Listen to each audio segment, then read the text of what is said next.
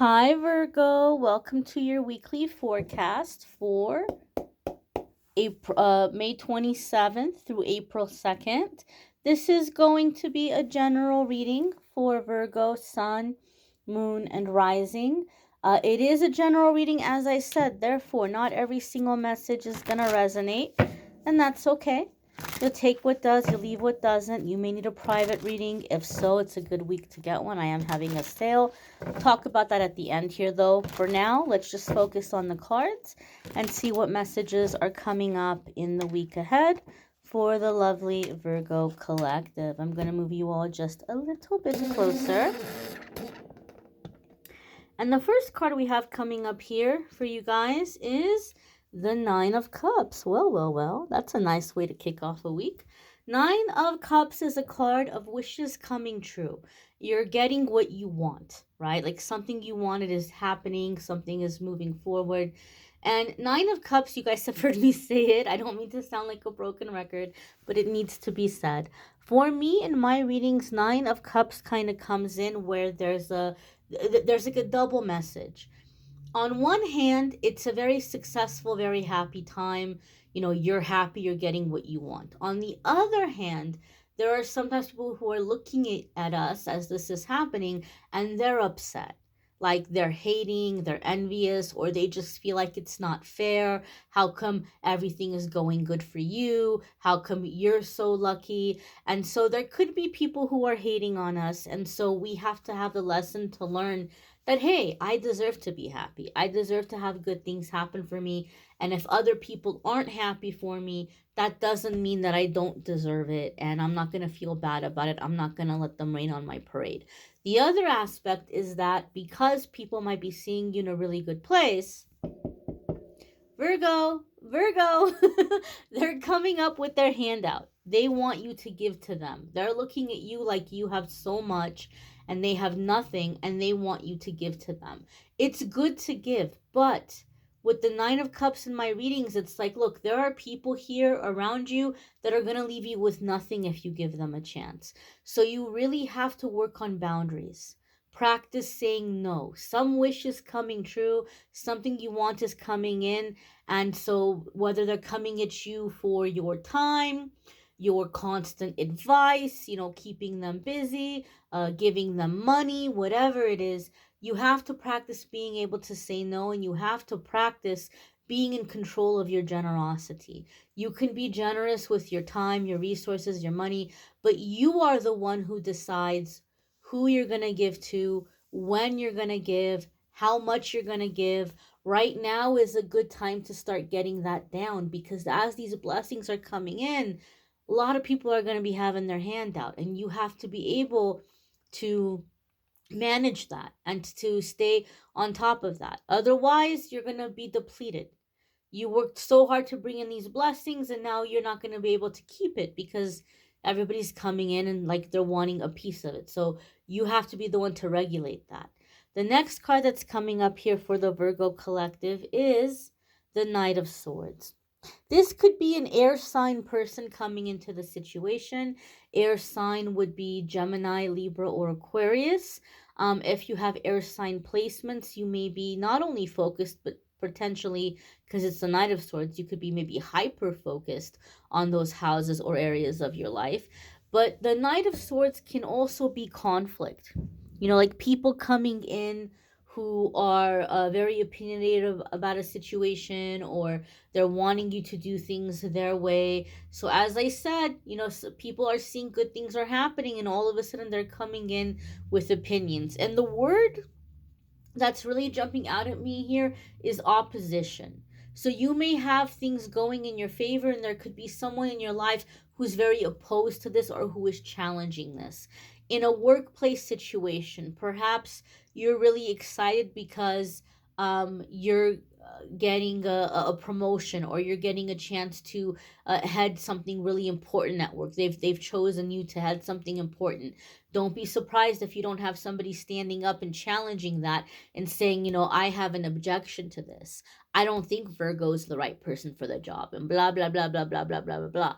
There could be somebody coming in and like challenging this, or like, this should be mine. I don't feel like you really have to worry about this person getting their way. Or it could be something else, some other aspect of your life, something in your personal life, your friendships, your romantic life, something in the family. Maybe somebody in the family is helping you out with something or giving you some kind of gift. And there could be someone else who's standing up and saying, hey, that's not fair. You shouldn't give it to Virgo. Whatever the case, something really positive is happening for you, and then somebody else is coming up and challenging that and trying to like object, kind of like if it were a wedding and somebody's like, speak now or forever hold your peace, and somebody's speaking up and saying, I object to this marriage, right? But I feel here that the whatever the claims are unfounded. You don't have to worry about this person getting in the way of you getting what is meant for you. But intuitively, what's coming in from spirit, the lesson here is you have to learn that you deserve what you're getting, even if there's people around you who don't like, who aren't happy about it. Sometimes we feel bad, or we're like, oh, they don't think I'm a good person.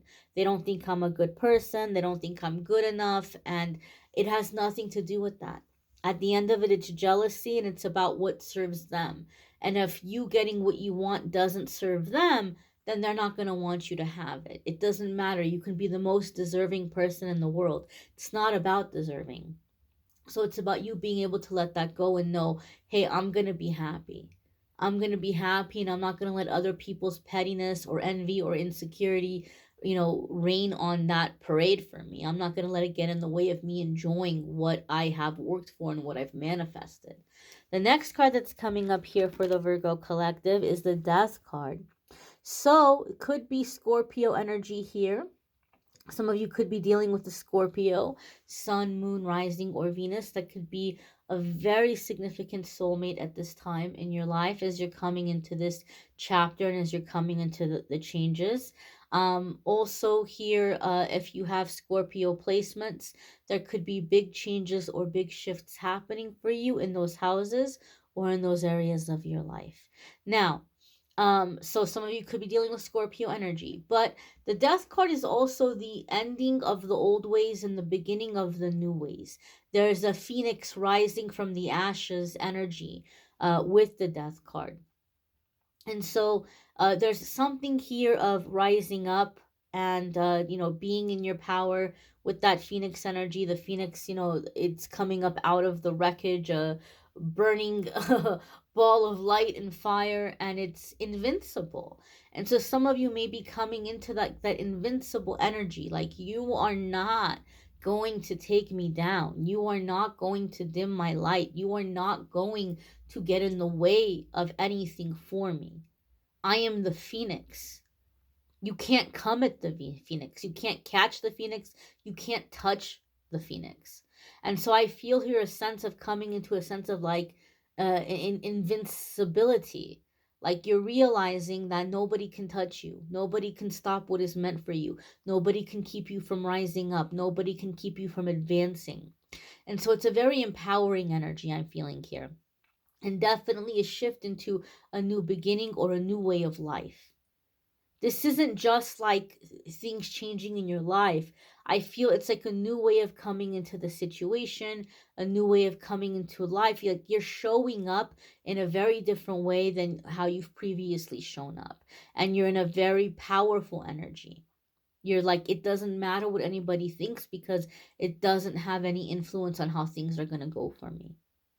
And so I feel a sense of like permanent changes, permanent shifts. And whatever this change is, it's going to be a permanent one. There's not going to be any going back to the old ways or the old cycles. And so this could be in terms of career. There could be a permanent career shift coming where you're never going to have to go back to the old work. If you're going into self-employment, you may be coming into self-employment where you're never going to have to work for somebody else ever again. For some of you, maybe it's finally being able to retire and not have to worry about bringing in income in that way anymore. But whatever this changes, it's permanent. If it is in your love life, then this is going to be a permanent change in your love life. Like, this is it. You're not going to be single again. Like if you're single and there's somebody coming in, this is it. No more singleness. Like this is a permanent relationship, lifelong relationship. There can be this aspect too here for some of you. The next card that's coming up here for the Virgo collective is the Star. And this can be Aquarius energy, Sun, Moon, Rising, or Venus. Some of you can be dealing with an Aquarius that might be a very significant soulmate at this time. If you have Aquarius placements, there could be big changes or big shifts happening for you in those houses or in those areas of your life. But even if there's not Aquarius energy around the situation at all, the Star card is letting us know the worst of it is over. The worst of it is behind us. The Star follows the Tower. So in this way, like, it's done. No more chaos, no more drama. The most difficult aspect is over, and now you're coming into a time where you can make long-term plans that are actually going to stick and be successful. And this is a card of being seen, being respected, being admired. It's a card of abundance, comfortable retirement, income coming in from more than one stream, more than one avenue. It's a card like we've made it. We've made it when we're in the Star energy, and you've made it, Virgo. Congratulations to you. You may want to check out your other placements. There's a playlist in the description that will take you to the other videos. Sometimes your moon sign or rising sign could resonate more than your sun sign, or it may just add a little extra. So be sure to check those out. There's also a playlist that will take you to the love and romance readings.